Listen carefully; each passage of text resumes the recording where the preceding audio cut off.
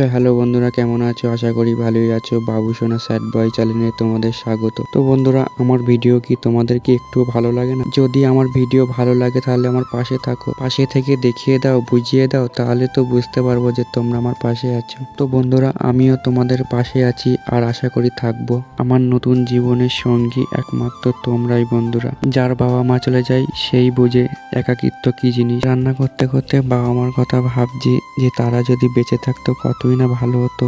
আগে যখন বাবা মা বেঁচে ছিল তখন কথা বলার এত সুযোগ পেতাম না, তখন বাবা মার সামনে যেতেই লজ্জা করতো। আর এখন তারা চলে গিয়েছে, এখন মনে হচ্ছে তারা যদি সামনে থাকতো তাহলে অনেক অনেক কথা বলতাম, মনের সব কষ্ট সব দুঃখ সব খুলে বলতাম তাদের সাথে। কিন্তু তারা তো আর নেই, কাদের সাথেই বা বলবো? তোমরা আমার ফেসবুক সদস্য, তোমাদের সাথেই বলছি। তোমরা বাবা মার মতন সাপোর্ট করো, ভালোবাসো। দেখো, তোমাদের সাথে কথা বলতে বলতে ভাতটাও হয়ে গিয়েছে। ভাই একটু সকালে গিয়ে মাংস এনেছিল, তো মাংস খাবে খাবে করছে অনেক দিন ধরেই, মানে প্রায় এক সপ্তাহ হয়ে গিয়েছে বাড়িতে মাংস করি না।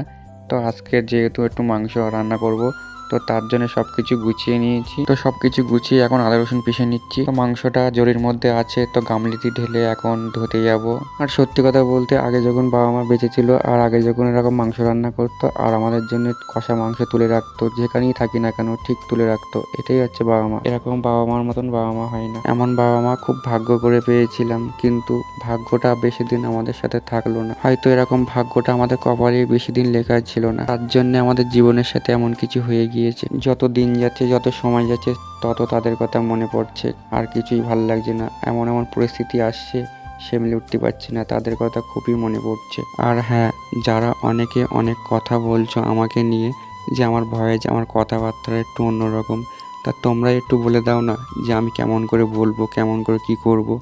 তাও তো বলে দিচ্ছ না। যখন আমাদের পরিস্থিতি খারাপ ছিল তখনও কেউ আমাদের পাশে আসেনি, আর আজকে যখন একটু ভালো কাজ করছি, ভালো কিছু দেখাচ্ছি, তাও তোমাদের খারাপ লাগছে।